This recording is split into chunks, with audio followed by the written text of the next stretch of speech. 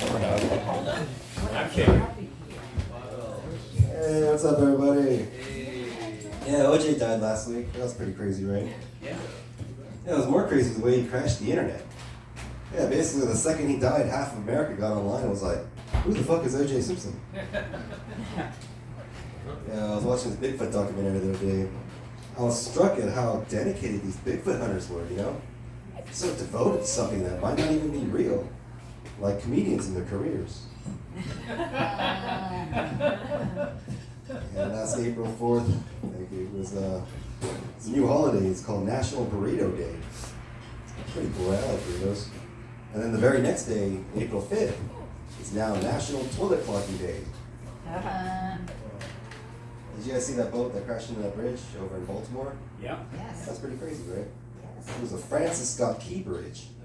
Kind of ironic, right? It's like, oh, say, can you see? There's a giant fucking boat coming! They said the boat came from Singapore. I was like, ah, crap. Asian driver, you know. Yeah, the news, they said the boat weighed 200 million pounds. Yeah, thank you. Yeah, they said the boat weighed 200 million pounds. That's pretty heavy, right? Yeah. It was actually even heavier. It was actually 300 million pounds. But my ex-wife, she got off the boat right before it hit. Look at your daddy. Look at your daddy. Yeah, it's a new joke. One of my Jewish friends, her name is Jenna. Jenna, the Jewish princess, we call her. You know, she's a staunch supporter of Israel, the idea, and everything, right? Okay. And I get what the point that she, you know, Jenna knows when she's talking about all this stuff. But then when I hear what the Palestinians say, I become torn, right? Like, which side should I be on, you know? Should I take the side of the Palestinians? Or should I choose genocide? I was talking to the guy the other day, he told me he's Persian. And I was like, you're Persian? From Persia? He was like, yeah, where are you from? The Han Dynasty, I guess? Yeah, I was watching this World War II documentary, and you know, the English soldiers, they were all complaining and stuff during the war about how American soldiers were taking the women. They even had their own saying. They were like, the problem with the Yanks is that they're overpaid, oversexed, and overhealed. They'd be all laughing and stuff like, ho, ho, ho, ho. Yeah, would you prefer the Nazis, you ungrateful bastards? Yeah, I'm Korean, you know, during the Korean War, we were like, take our sisters, take our daughters, just take us with you. Yeah, I'm pretty sure the whole Asian woman fetish thing started during the Korean War. You know, they're like, the young house say, yo, hey there. Yeah, Asian people, you know, we love Jewish people, you know. Really, we're like, sensei, please teach us. But I know as Jewish people don't like us too much, you know. And I think I know why. It's because of our eyes. It's because if you look, it's not that my eyes are slanted or small. It's that Asian people, we have an extra layer of skin over our eyelids. It's basically a foreskin, right? And you know how Jews feel about foreskins. Yeah, I was watching did you guys see the Oscars a couple weeks back? Yeah. That's pretty cool, right? And towards the end, I was watching, I was like, hey, look, they're bringing back the Mummy. And I was like, oh no, that's just Al Pacino. Oh.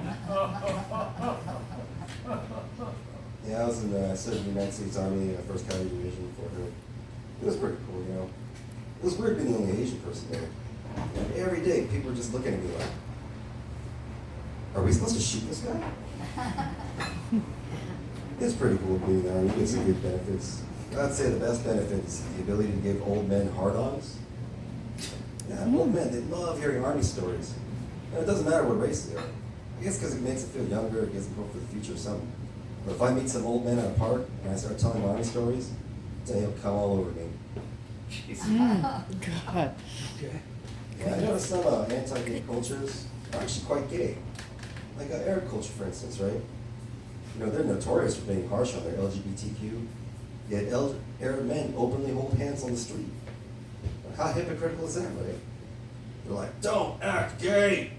La la la la la la.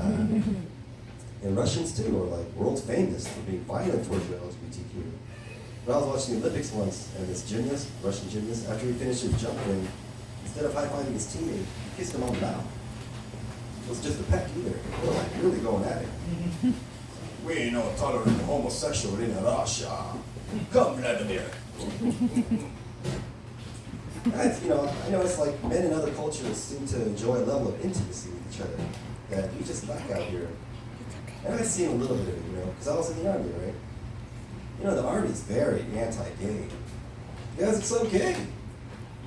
Yeah, you're constantly like surrounded by the guys, and a lot of times you're like mostly naked, or sometimes just totally naked. Like the shower is a perfect example, right? There used to be this one guy, he'd be in the shower every time with a rock hard boner. At the time, the policy in the army towards gay people was don't ask, don't tell. Nobody had to ask this guy if he was gay or not.